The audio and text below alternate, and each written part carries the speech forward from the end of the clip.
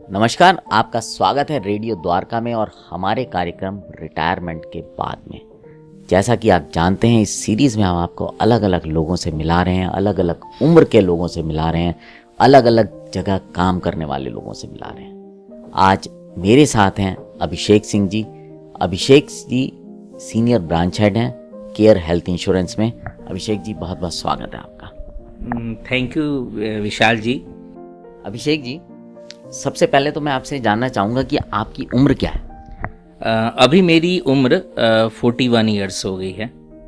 अच्छा अभिषेक जी, आपने आज तक कभी ये सोचा है कि आप रिटायरमेंट के बाद क्या करेंगे? देखिए, रिटायरमेंट एक ऐसा शब्द है, पहले तो लोग इसके बारे में सोचते नहीं हैं अपने यंग जब वो होते हैं, लेकिन फैक्ट तो यही है कि कभी न कभी इस पड़ाव पे हर व्यक्ति को आना होता है। हाँ, चूँकि मैं पिछले 15 सालों से स्पेशली हेल्थ इंश्योरेंस और लाइफ इंश्योरेंस से जुड़ा हूँ, तो मैं तो ऑलरेडी अपने आप को सारी चीज़ों से कवर्ड किया हूँ। तो हाँ, मैं पता है मुझे कि रिटायरमेंट के बाद कैसी प्लानिंग होनी चाहिए, रिटायरमेंट के बाद हम और क्या कर सकते हैं। जो भी फाइनेंशियल लाइन के लोग हैं उनको शायद बिल्कुल मुझे लगता है कि कहीं ना कहीं ये इन चीज़ों से वो अवेयर हैं, बट एक आम आदमी उस लेवल पे रिटायरमेंट के लिए अवेयर नहीं होता है। जैसा कि आपने बोला कि फाइनेंशियल अवेयर होते हैं, देखिए बेसिकली क्या है, जब तक आप काम करते रहते हैं तब तक तो पैसे का पहिया घूमता रहता है, तो किसी तरह से जीवन भी घूमता रहता है, दिक्कत नहीं होती। लेकिन जब आप रिटायर हो जाते हैं तो जीवन का पहिया तो चलता है, बीमारी, खुशी, गम सब कुछ साथ साथ चलते रहते हैं, पर पैसे का पहिया जो होता है ना, वो रुक जाता है।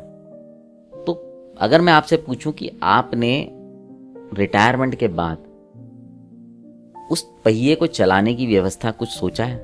जी हाँ, बिल्कुल ये बात सही है।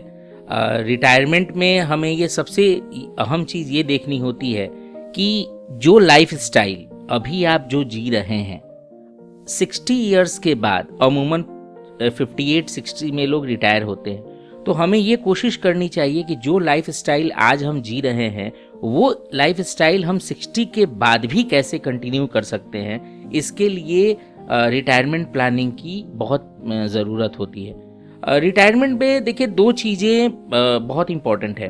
पहला तो आपकी फाइनेंशियल आपके पास मजबूती होनी चाहिए, और फाइनेंस से भी जरूरी है आपका हेल्थ। बहुत सारे ऐसे आजकल टूल्स आ गए हैं, है ना, जिसमें कि जैसे कि इन्फ्लेशन से रिलेटेड बहुत सारे ऐसे टूल्स हैं जो कि इन्फ्लेशन को, महंगाई दर को वो कवर करते हैं। जैसे आज किसी चीज़ की कीमत अगर 10 रुपये है तो आने वाले 10 साल में उसकी कीमत तकरीबन 100 रुपये हो जाएगी। तो पहले ये सारी चीज़ें नहीं थी, लेकिन इंश्योरेंस और फाइनेंशियल सेक्टर में आजकल इस तरह के बहुत सारे टूल्स आ गए हैं जिससे आप अपनी रिटायरमेंट को कवर कर सकते हैं। रही बात हेल्थ की, हेल्थ एक ऐसा सेगमेंट है जो कि निश्चित रूप से 60 साल के बाद कहीं ना कहीं आप इससे प्रभावित होंगे, और ये चीज़ें आपको प्रभावित करेंगी, क्योंकि 40 साल में जो आप काम कर रहे हैं, जितने एक्टिव 40 इयर्स में हैं, आप 60 साल के बाद इतने एक्टिव नहीं रहेंगे। तो आजकल हेल्थ इंश्योरेंस में बहुत ऐसे आपको प्लान्स मिल जाएंगे जो कि लाइफ लॉन्ग रिन्यूअल के लिए है। अभिषेक जी, जैसे आपने बोला हेल्थ इंश्योरेंस, क्योंकि आप हेल्थ सेक्टर में थे, हेल्थ इंश्योरेंस हो गया, लाइफ इंश्योरेंस हो गया, ये दो चीज़ें तो हो गई, जनरली लोग मैं समझ सकता हूँ। बट रिटायरमेंट प्लानिंग के रोल में अगर मैं बात करूं तो कहीं ना कहीं सेविंग के दूसरे इंस्ट्रूमेंट्स का रोल ज़्यादा आ जाता है। फिर चाहे वो एफडीज़ हों, चाहे वो म्यूचुअल फंड्स हों, या कुछ और तरह के बॉन्ड्स वगैरह होते हैं। तो आपको क्या लगता है कि अगर मैं आपसे पूछूं, आपने म्यूचुअल फंड्स का नाम सुना है या सिप वगैरह में आपकी कभी कोई इन्वेस्टमेंट उस तरह का आप सोचते हैं? बिल्कुल ठीक बात है।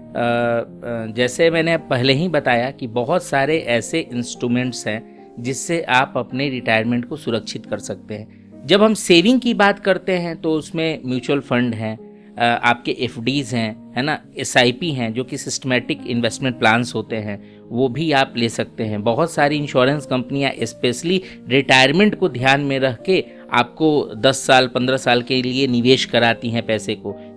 जैसे मान लीजिए कोई बंदा अगर 40 इयर्स का है वो 10 साल पैसे दे, जब वो 60 का हो जाता है तो वो अपना एक फिक्स इनकम जो है उसकी शुरू हो जाती है।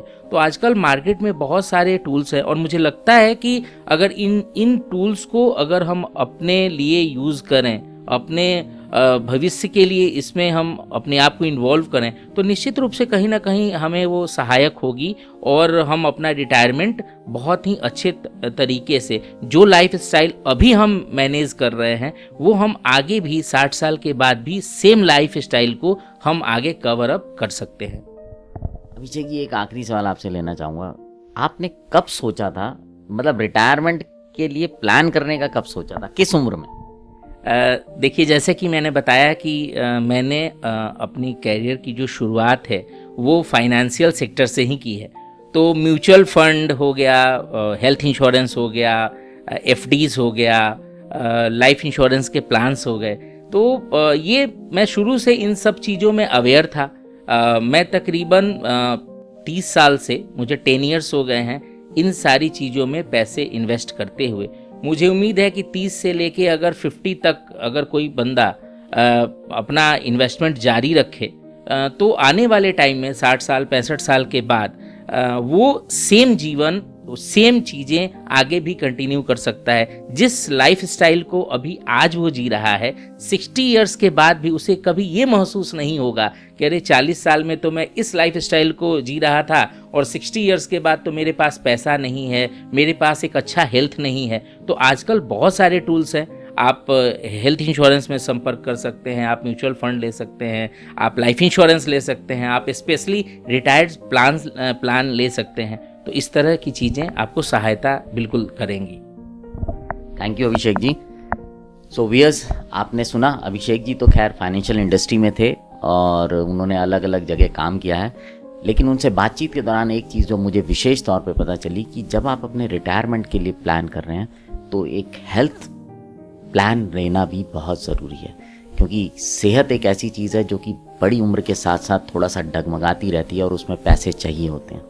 तो आपको एक अच्छा हेल्थ प्लान भी चाहिए, रिटायरमेंट की प्लानिंग का हिस्सा उसको भी बनाइए और अपनी रिटायरमेंट जीवन के लिए तो बहुत ज़रूरी है। अगर आप इस कार्यक्रम को देख रहे हैं और आपने अभी तक अपने को प्लान नहीं किया है तो सोचिए, लोगों से संपर्क करिए, जानकारों से मिलिए। अब आपसे विदा लेते हैं, बने रहें रेडियो द्वारका के साथ।